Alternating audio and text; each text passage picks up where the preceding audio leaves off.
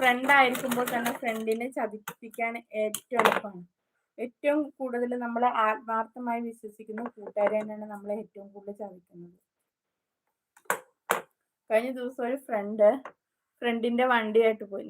നമ്മുടെ best friend അല്ലേന്ന് ഓർത്ത് front എന്ത് ചെയ്തു, ഫ്രണ്ടിന്റെ വണ്ടി കൊടുത്തുവിട്ടു. അങ്ങനെ ഇവൻ പോയത് ഈ മറ്റേ ഒരു കുളത്തിന്റെ ഒക്കെ വാക്കില് പാറ പൊട്ടിക്കുന്ന പൊടിയുണ്ട്, പൊട്ടിച്ച് കഴിഞ്ഞ ഇതിന്റെ പൊടി ഉണ്ടായിരുന്നു. അതെടുത്ത് ഇവന്റെ കൂട്ടുകാരന്റെ വണ്ടിയിലും വെച്ചാണ് പോകുന്നത്. വഴിയിൽ വെച്ച് പോലീസ് പിടിച്ചു കഴിഞ്ഞപ്പോൾ ഇവനാണെങ്കിൽ പറഞ്ഞു ഇതെന്റെ അല്ല കൂട്ടുകാരന്റെ ആണെന്ന് പറഞ്ഞ് ഇവന് തടയൂരി. പക്ഷെ കൂട്ടുകാരനെ വിളിച്ചു വരുത്തി. രണ്ടുപേരും ജയിലിലായത് മൂലം നഷ്ടപ്പെട്ടത് ഈ വണ്ടി കൊടുത്ത ചെക്കൻ്റെ അച്ഛനെയാണ്.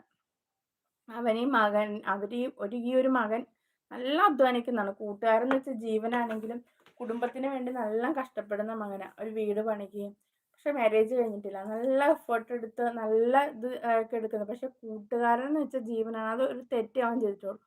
കൂട്ടുകാരൻ കൂടെ നിന്ന് ചതിക്കുന്നവൻ ഒരിക്കലും പ്രതീക്ഷിച്ചിട്ടില്ല. അങ്ങനെ കൂട്ടുകാരൻ എന്ത് ചെയ്തു, കൂട്ടുകാരനെ അങ്ങ് ഊറ്റി. ലാസ്റ്റ് ഇവൻ ജയിലിലായി.